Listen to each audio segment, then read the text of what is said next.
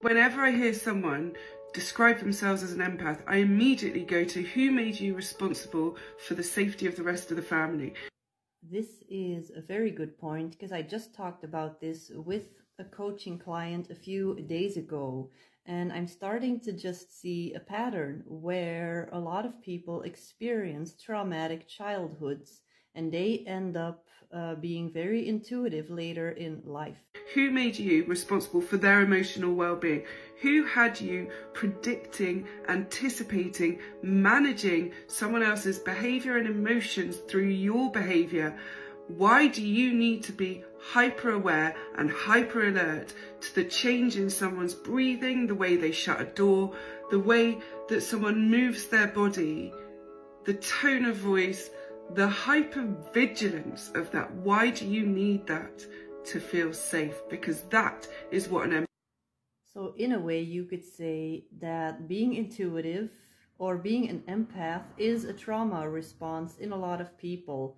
Well, the thing is, it is a negatively nurtured way of like nurturing intuition. It is a negative way of nurturing intuition. It is a survival skill that you learn, and that is how, as a child, you activate your intuition. There are also positive ways in how to activate a child's intuition. That is not a trauma response. So yeah, but unfortunately, a lot of these people, because it's just way more nuanced. We have soul contracts, and a lot of the times these people, our parents, the people that we grow up with, are catalysts. They are catalysts for us to become these empathic people that walk on eggshells and all this stuff, and we go through a bunch of trauma. But later in life, a lot of these people can flip it around. They can start to use these empathic abilities as a way like to help others, to help themselves, to heal themselves. empath is. It's not a thing, it's a hypervigilant state.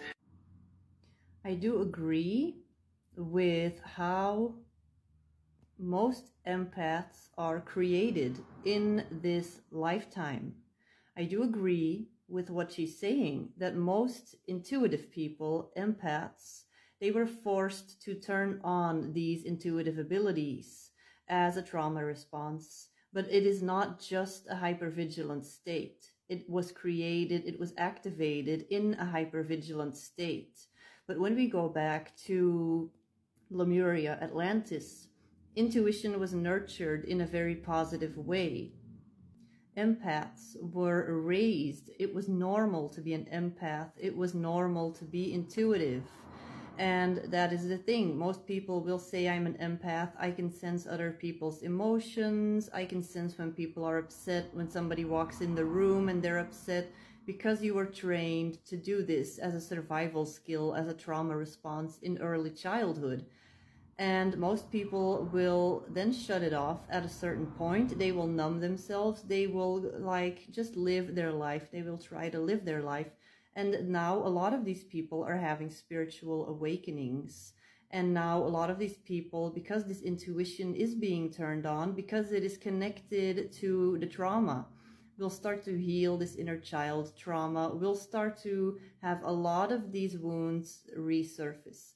Now is the time for you to turn this ability, being an empath, into your skill, into your gift, into your service to others, into what you can do to help the world, to help yourself, heal yourself, and heal the people around you. And then you can raise your children in a healthy, empathic way, where they don't have to use their empathic abilities as a survival mechanism, but they can just learn that it is safe to be intuitive, that it is not just a survival skill that you need to walk on eggshells, to feel out what's going on around you, to feel out whether your environment is safe or not. So I do agree with what she's saying. A lot of people have developed their empathic abilities as a trauma response. However, I do believe that we are able to turn this around and to really remember what we are capable of as human beings. Because if this happens to you when you are a child and in such stress, you are able to be so intuitive and feel energy so precisely. Imagine how you could use your intuition in a safe and peaceful environment. Imagine how much brighter you would be able to shine, how much stronger you would be, and how much you could really thrive, and how your intuitive abilities could thrive. Now, yeah, I have a free course. I have a free intuitive development course. It's on my Facebook group, so reach out to me if you're interested in learning more about this group. I also offer one-on-one sessions to help you see where we need to adjust some things or give you practical tips on how to fine-tune your intuitive abilities, how to work through a lot of the trauma that you may have accumulated over the years. So if you're interested in any of that, just reach out. I hope that this was helpful, and let me know in the comments, do you recognize some of this stuff in your own life? Some of the stuff that I've talked about, some of the stuff that this woman talked about, whose video here I used to create my own video. So let me know in the comments. Bye bye.